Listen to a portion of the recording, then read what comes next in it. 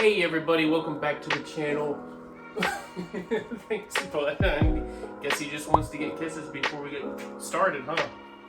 Oh boy. Well, welcome back to the channel. This week we're going to be going over 5 reasons you should get a Cane Corso.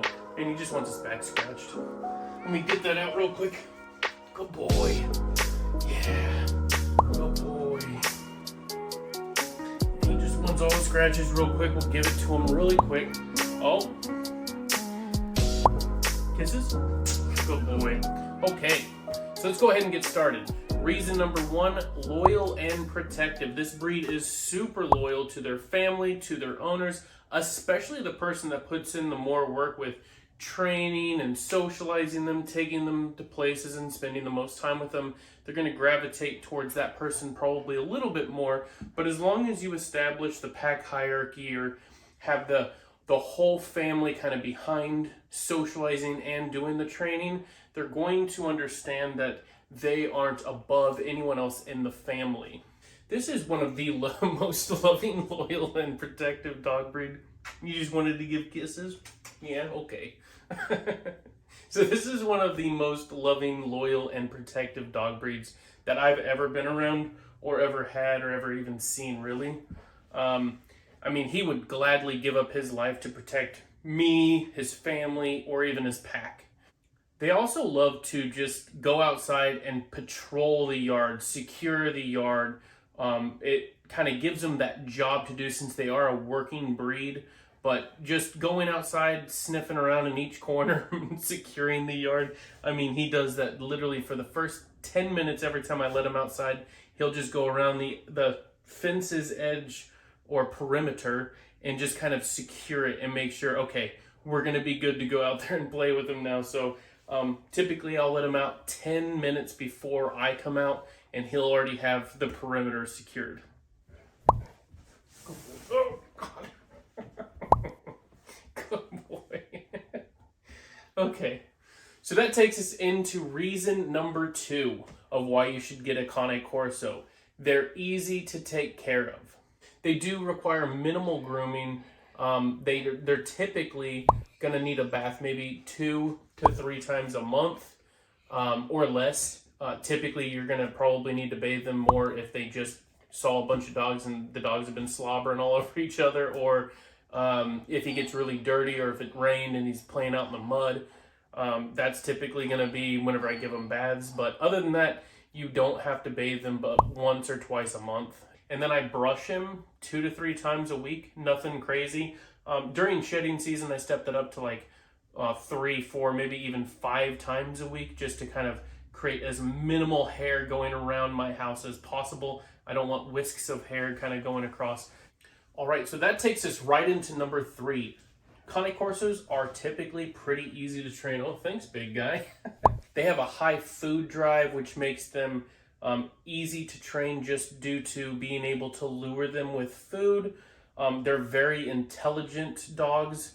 They also want nothing more than to please their owners, so it just makes for that perfect recipe of being able to train your dog. So I also like to work on impulse control using balls and frisbees and stuff like that with him. So I can work on things like drop it, leave it, stay commands, and have him in a sit stay in a heel position and throw the ball, and then I can send him to go get it after he has shown me that he is focused on what I'm saying, but he's target locked on the ball. So you can work without food because they are very intelligent. Reason number 4, they are great family dogs. I do want to throw a caveat in here before we get into that too far. If everybody is on the same page as far as with the Cane Corso, they are great. They can be great family dogs, but everybody needs to train them and try to train them the same way, so not to confuse the dog. The dog needs to know that they are not at the top of the family or the food chain. It should go all family members, then dog. So Cane Corsos make great family dogs. They just want to spend their time with their families, with their owners. In fact, as you can see right now, he just wants to be all up on me right now. But that's one of the things, is they're going to want to be like that with every single person in the family. So they're going to want one leg on one person, another leg on another person, and their head on someone else's lap. They are quite ridiculous. They will also make you laugh. They'll make you smile. They'll melt your heart. They are super affectionate. Like, he's just sitting here giving me a big old hug. I don't know if I did something to upset him. I've just been kind of talking into the camera. So when thinking about that too, one of the things that many people don't think about is you lose pretty much all your privacy in the house. You'll never be able to go to the bathroom by yourself again. They are considered Velcro dogs, which this also causes them to have some separation anxiety issues and stuff like that. All right, well, that takes us into the last one. Number 5, they are excellent guardian breeds. Cane Corsos have a 700 PSI bite force, which is stronger than a lion slightly. I think a lion has about 691.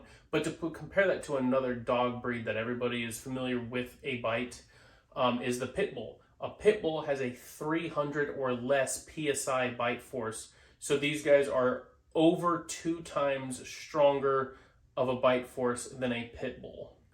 So Marcel here will let me know that somebody's coming down the road that's getting close to being in front of our driveway, or if they are in front of our driveway, because he knows that's where people typically come from, and that's where the doorbell gets rung and stuff like that. But that's part of his breed. That's what he was bred to do. So I'm not looking to take that away from him. He's doing his job. He's being a good boy. You see his ears perk up.